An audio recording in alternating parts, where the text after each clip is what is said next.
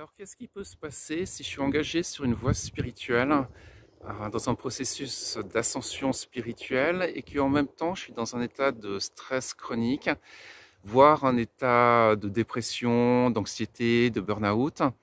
Qu'est-ce qui va se passer? Comment ça va interagir? Comment ces choses vont entrer en interaction? Et quelles peuvent être les conséquences? Voilà, c'est le thème de cette petite... Le stress... Le stress a beaucoup de fonctions. Il a des fonctions utiles, mais il a aussi des fonctions débilitantes, voire très débilitantes. Je vais donner quelques exemples pour illustrer ça. Si je suis en montagne, qu'il y a un gros orage qui se prépare, je suis disons à 3000 mètres sur un glacier dans les Alpes, un certain stress serait bienvenu. Si tu veux vivre encore un petit peu dans cette situation, c'est bien qu'il y ait un petit peu de stress. Si tu es totalement détendu, voire totalement je m'en foutiste, il n'y a pas de problème, je m'en fous. En général, ça se passe pas bien. Ensuite, à l'autre extrême, partir dans un stress beaucoup trop élevé, qui va créer un état d'anxiété, qui va créer un état de panique. Et ça, la panique, ça rend pas intelligent. Tu l'as peut-être déjà expérimenté, mais c'est pas quelque chose qui augmente notre intelligence, ça fait l'effet contraire en fait. La panique, le stress aigu, si on résume, ça rend quand même débile. Voilà. Et le stress chronique maintenant. Le stress chronique, ça rend aussi quand même un petit peu débile. Ça rend pas la conscience claire, ça rend pas l'esprit, ça met pas l'esprit dans des bonnes conditions pour percevoir la réalité telle qu'elle est. Et en général, ça pousse à être excessif. Quand on est trop stressé, on va être excessif dans tout. On va être trop excessif, par exemple, dans notre façon de manger, on va trop manger, ou bien l'inverse, c'est-à-dire l'anorexie, ce genre de choses. C'est aussi un excès, mais c'est un excès dans l'autre sens, c'est un excès de contrôle, c'est un excès de domination sur le corps. Après, on peut travailler de manière excessive, on peut consommer, je sais pas, de l'alcool, du cannabis, des drogues de manière excessive. Il y a plein de comportements qui peuvent être excessifs. On peut aussi fuir le stress avec le sexe, par exemple. Il y a beaucoup de moyens de tenter de fuir la réalité quand on est stressé. Mais ça, c'est pas un bon plan si on est cité sur une vraie voie spirituelle. Qu'est-ce que je veux dire? Si tu t'aimes bien aller faire 1 ou 2 fois par mois une cérémonie du cacao, par exemple, ça va, hein, t'es pas obligé de travailler vraiment, de faire un gros travail de recentrage intérieur, parce que voilà, c'est pas vraiment utile. Si après le but c'est passer du petit moi, du moi ordinaire, du moi conditionné à quelque chose de beaucoup plus vaste, à une autre dimension, on pourrait appeler ça le soi, la conscience christique, la nature de Bouddha, il y a différents noms. Ça, c'est une métamorphose complète, on appelle ça une métanoïa, c'est-à-dire une transformation totale et gigantesque en quelque sorte de notre perception de nous-mêmes, de notre perception du monde, de notre perception de la réalité. C'est sortir du monde dans lequel on est né en fait, du monde que nous a enseigné nos parents, etc. Donc c'est très radical.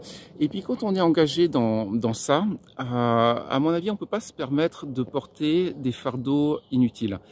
C'est-à-dire, ça dépend ce que je veux faire. Si je veux gravir une petite colline pour aller faire un pique-nique, c'est pas grave si j'ai plein de trucs inutiles avec moi. Mais si je veux faire l'ascension, par exemple, du mont Everest, ça serait bien que dans mon sac, il n'y ait pas de trucs inutiles. Si j'ai des trucs inutiles qui servent à rien, ou bien qu'il y avait éventuellement un truc utile mais que j'ai pas pris, c'est pas une très bonne situation. Parce que l'Everest, simplement, c'est difficile. Même quand on a l'équipement parfait, ça reste quand même très difficile.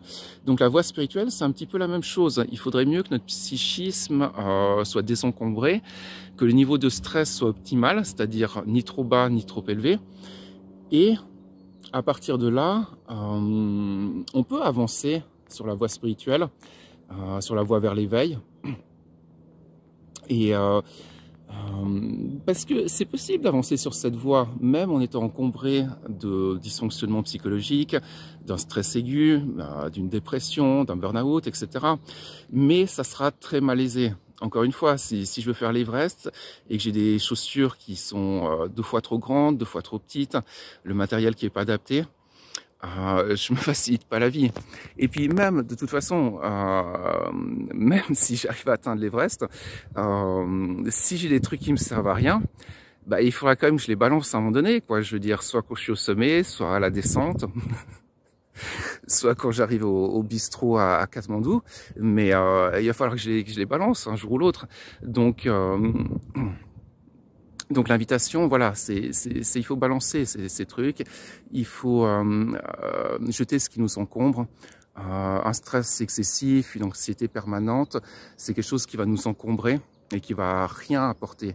Ça va créer de la souffrance, mais une souffrance qui n'a aucune vertu, qui va pas libérer qui que ce soit de quoi que ce soit, bien au contraire. Donc voilà, essaye de te débarrasser de ça, il y a des moyens. On peut aller voir un psychologue, un psychothérapeute.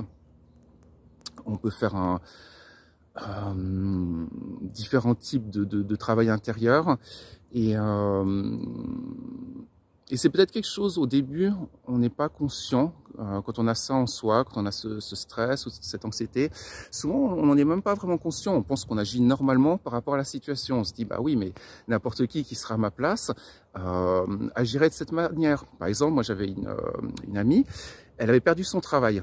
Et c'était un bon travail, un travail de cadre à Genève, très bien payé.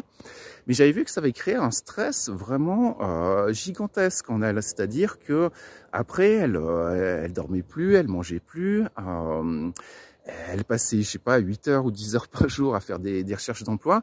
Et je comprenais pas. Moi, j'essayais de lui dire, oui, mais je comprends que c'est pas grave de perdre son travail, de se faire envoyer comme ça du jour au lendemain.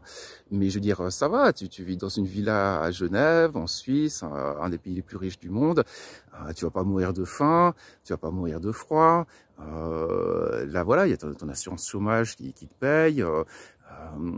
Je comprends que tu ne veuilles pas rester 5 ans ou 10 ans sans travailler, mais il n'y a pas besoin de stresser autant.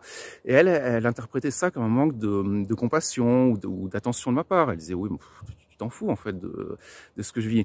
Et donc voilà, au bout de, je sais plus, 3, 4, 5 mois, elle a retrouvé un travail, de nouveau un travail très bien payé, un travail de cadre, en région de Genève, etc. Et ben à mon avis, ce stress ne servait à rien. Elle aurait peut-être même retrouvé un travail encore plus vite. Et puis, ce que j'avais bien vu, bah, c'était la quantité de souffrance que ça crée dans sa vie. Je veux dire, il y avait énormément de culpabilité, d'agressivité, un état dépressif, etc. L'interdiction de profiter de la vie et tout. L'interdiction de se donner le droit au bonheur, tout simplement. Et ça, quand même, bah, je veux dire, c'est violent, quoi, quand un être humain, il s'inflige ça lui-même.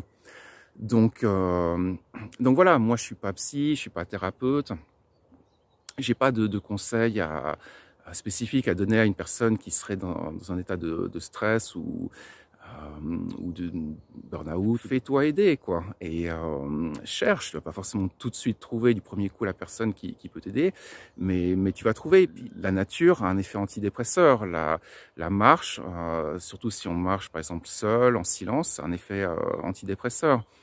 La connexion avec les éléments, des choses toutes simples, écouter les chants d'oiseaux, écouter le bruit d'une rivière, c'est un effet antidépresseur. Alors après, ça dépend, si tu le fais 1 ou 2 minutes par jour, ça va pas changer ta vie. Après, si tu décides de le faire plusieurs heures par jour, là, ça peut changer ta vie.